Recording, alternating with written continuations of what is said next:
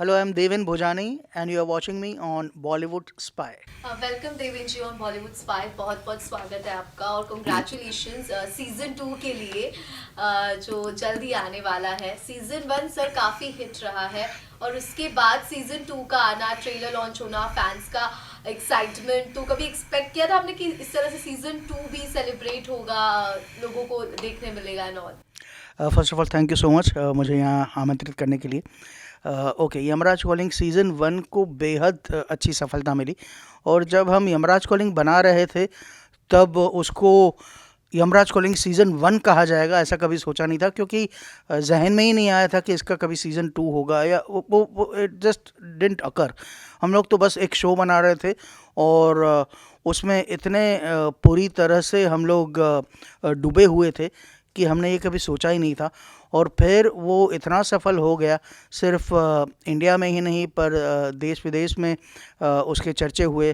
वहाँ से appreciation messages आए सोशल मीडिया पर, यहाँ वहाँ हर जगह पर, फ्रेंड्स रिलेटिव्स, काफ़ी जगहों से सराहना मिली, प्यार मिला। तो बहुत अच्छा लगता है। और फिर साथ साथ में सीज़न 2 की डिमांड शुरू हो गई।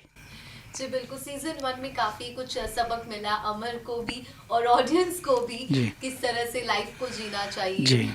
इम्पोर्टेंस जो है कई और प्रियोरिटीज दे देते हैं हम, और जिसकी वजह से काफी कुछ चीजें हमें बाद में पछतावा होता है, ऐसा ही कुछ जी। देखने को मिला।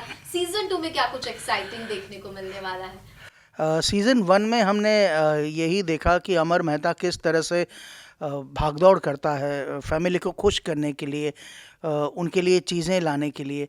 और फिर ग्रेजुअली वो रियलाइज़ करता है कि फैमिली को सिर्फ मटेरियलिस्टिक थिंग्स नहीं चाहिए, उनको सबसे पहले चाहिए साथ और प्यार, टाइम चाहिए। तो एंड ऑफ द सीज़न वो रियलाइज़ करता है, और ये सब कुछ ऑफ कोर्स बिल्कुल मनोरंजक वे में हुआ। और इसी तरह अब सेकंड सीज़न जो है उस पर क्योंकि हमारी रिस्पॉन्सिबिलिटी बहुत बढ़ गई थी, सीज़न 1 को इतनी सराहना मिली थी, तो सीज़न 2 भी लोगों को पसंद आया, क्योंकि एक बहुत अच्छा बार हमने सेट किया था। तो उस बार तक पहुंचना बहुत ज़रूरी था कि यहाँ तक तो पहुंचना ही है, या तो हम ऊपर जा सकते हैं पर नीचे बिल्कुल नहीं आ सकते। तो वो कौन सा सब्जेक्ट लाएं, क्या विषय पर हम लोग सीज़न 2 बनाएं, तो इस बारे में काफ़ी चर्चाएं हुई मेरी, डायरेक्टर की, क्रिएटिव टीम, राइटर वगैरह सब के साथ। हमने काफ़ी सब्जेक्ट पर सोच विचार किया, और फाइनली 2-3 महीने के बाद, हमने काफ़ी मीटिंग्स करने के बाद हम लोगों ने कुछ तय किया, और फिर सीज़न 2 के लिए एक सब्जेक्ट मिला और उसको डेवलप किया, और फाइनली उस पर काम करना शुरू किया। और इसमें यही हमने सोचा कि हम एक पर्टिकुलर बड़ा मुद्दे पे बात नहीं करते हैं, पर ज़िंदगी में कई बार छोटी छोटी समस्याएं आती है, छोटे छोटे इश्यूज आते हैं जो छोटे होते हैं पर बहुत इम्पोर्टेंट होते हैं, क्योंकि उनका असर लाइफ पे होता है, हमारी थिंकिंग पे होता है, हमारे अपब्रिंगिंग पे होता है। तो इन सारी बातों को समेटते हुए एक कॉन्सेप्ट बनाया, एक धागा बनाया, जिसमें ये सारी छोटी छोटी समस्याएं जोड़ते गए, और इसके सॉल्यूशंस किस तरह से इसको सॉल्व करना चाहिए, तो उसकी बातें हुई। और इसमें एक महत्व की बात ये होगी कि इसमें अमर मेहता के साथ उनका मन जुड़ता है। मतलब अमर मेहता कोई भी समस्या अपने मन से पूछता है, तो यहाँ पर मैं दो अमर मेहता निभा रहा हूँ, एक खुद और एक मेरा मन अमर मेहता, जो काफ़ी बार एक ही सिचुएशन पर डिबेट करते हैं, आर्ग्यूमेंट करते हैं। दोनों का पर्सपेक्टिव एक ही मुद्दे को लेकर अलग अलग है, पर फाइनली जीत मन की होती है।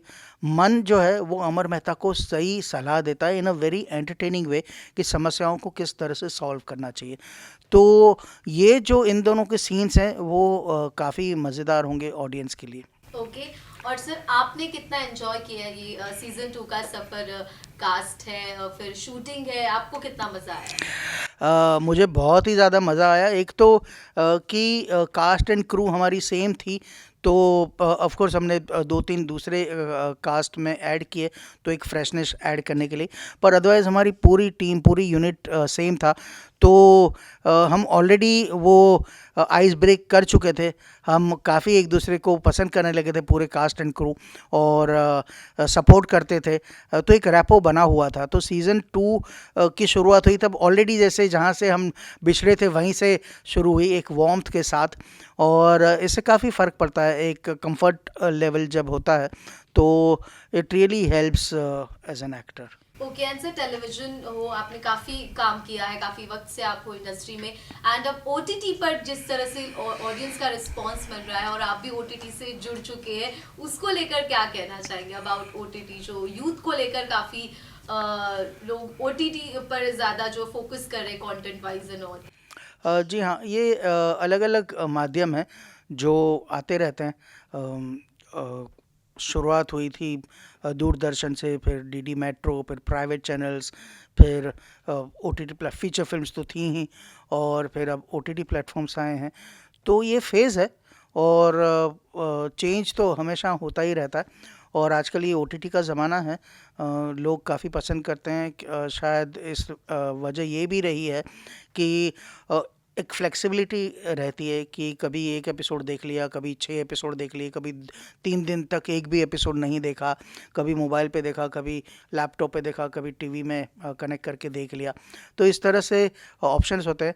पर ऑफ कोर्स उसका माइनस भी है। हर कॉइन की 2 साइड्स होती हैं कि ओटीटी का वो मज़ा नहीं रहता जो बड़े पर्दे पर एक सिनेमा देखने का जो मज़ा होता है। तो कुछ फ़िल्में ऐसी होती हैं जो हम टीवी पे या मोबाइल पे कितने भी कोशिश कर लें, हम वो एन्जॉय नहीं कर पाते। तो सबका अपना-अपना प्लस है, अपना-अपना माइनस है।